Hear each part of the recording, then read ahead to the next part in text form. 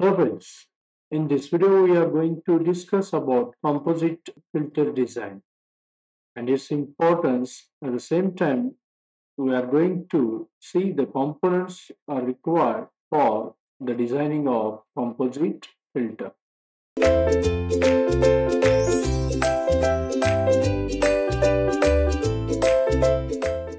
Let us first see the concept of composite filter. For that purposes, I take the help of attenuation and frequency characteristics.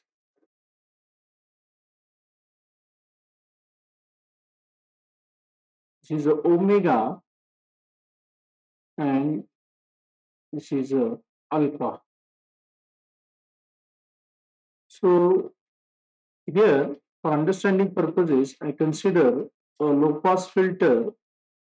So all of you know that it has a cutoff frequency below omega c, it acts as a pass band. Above omega c, it acts as a stop band. We have studied two filters. First was a constant K filter and second was a M Dirac filter. So in constant K filter, we studied about attenuation characteristics of constant K filter.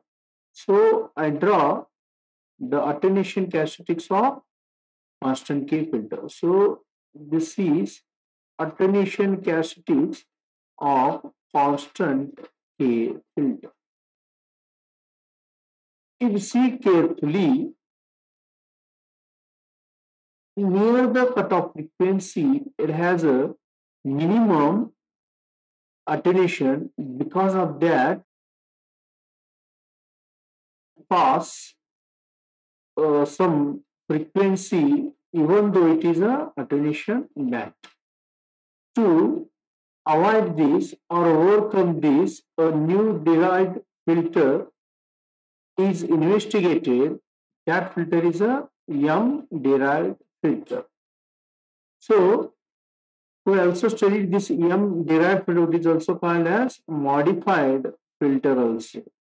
M derived filter, we got a sharp cutoff attenuation near the cutoff frequency. So I draw it. Is omega infinity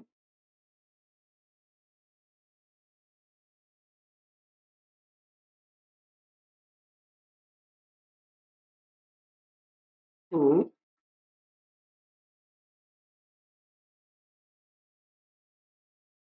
this is a M derived filter attenuation response. So the limitation of constant K filter is overcome by the M derived filter. You see here, it has a maximum attenuation. It means it has a sharp cutoff. Then after that, when omega infinity, when you increase the omega, then its attenuation start to decrease. So this is a attenuation. Its attenuation start to decreases. See here, already we know that this band is a stop band. What is our requirement? In stop band, attenuation should be a maximum. So it satisfies between omega c to omega infinity with the help of M derived filter.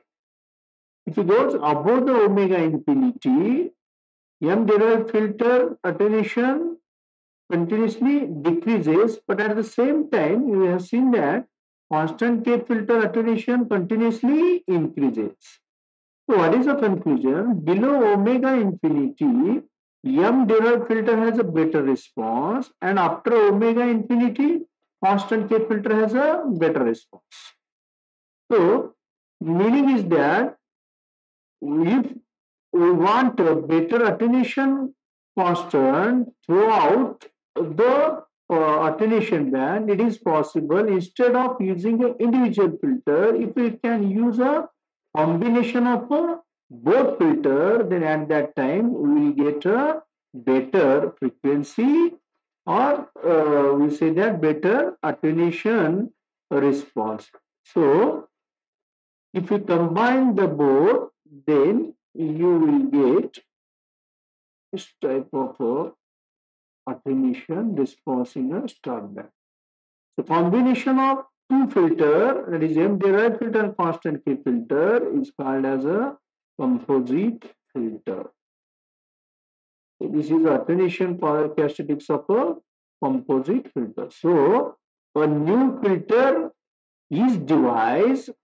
That filter is called as a composite filter, which has a better attenuation characteristics, or we say that better attenuation response with respect to the omega in a stop band.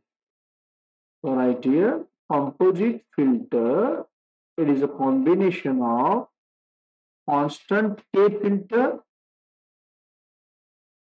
filter and M derived. So this is the importance of composite filter. Okay. Now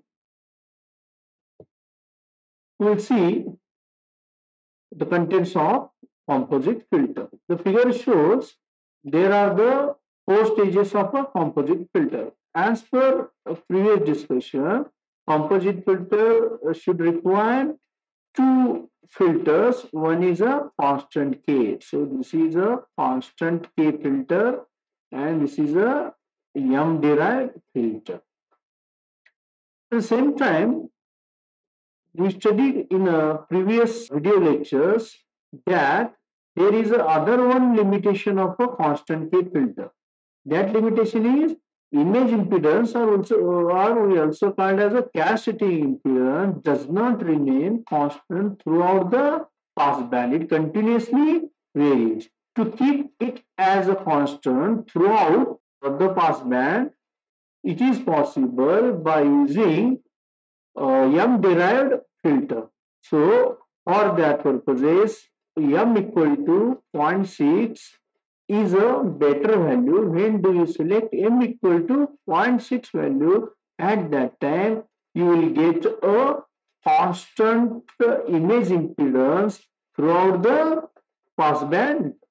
So we say that matching section, or it is called as a matching impedance, is possible with the help of M derived pi section filter. So because of that, to get other advantages or to overcome other one limitations, we will add two extra stages at the input as well as at the output. That is M derived pi section filter. These two are also called as a matching sections. Okay. So the final four stage composite amplifier is, it requires M derived matching pi section filter, matching section, constant K filter, then a M derived filter which value M is less than 0.6.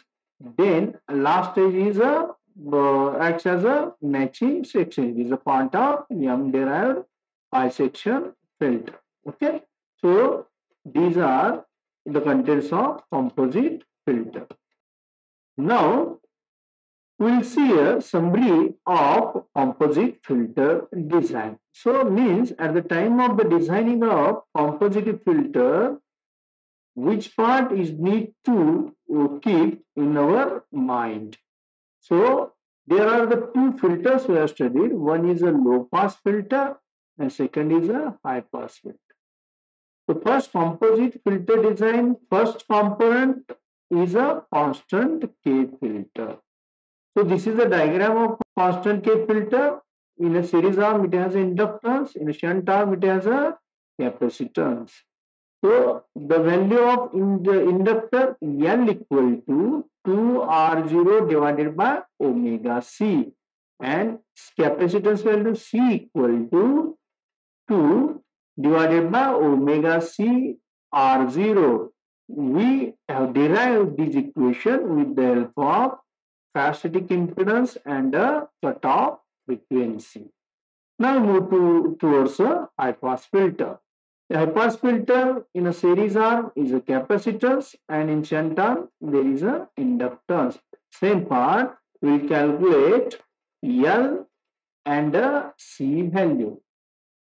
So see carefully, how do you keep it in a mind of the equation of L and C?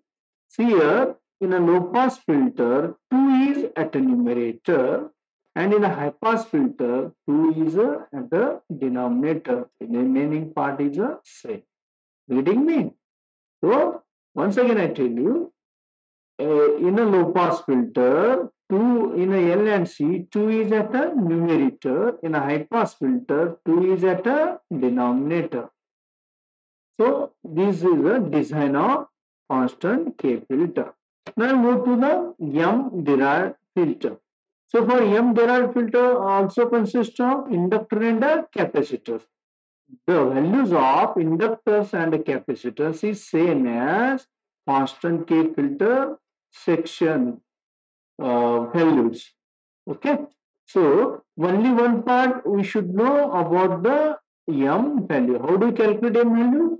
By using this equation, that is for sharp cutoff, M equal to root 1 minus omega C divided by omega infinity square. By putting this value, we will get a M values, and by taking the help of M, L, C, we can design the component of M derived P section for a low pass filter. Same part for a high pass filter. You see here, L and C is same as constant K section, and what is different? Different is a M. Now we calculate M value. So I write M equal to root 1 minus omega infinity by omega C square. See carefully the difference between the formula M here in a low pass and a high pass. So here is omega C by omega infinity. In a high pass is omega infinity by omega C. Keep in mind this formula is useful at the time of the designing of constant K filter. So third part is a matching section. So it is also called as a bisect pi matching section, because matching is possible by using pi section M derived filter. Okay. So for that, there we have seen for M equal to 0.6 have a better image impedance. Better image impedance means it has constant image impedance throughout the pass band. So because of that, we select the value for a matching section M equal to 0.6, and this is the circuit diagram of matching section. So how it could be achieved?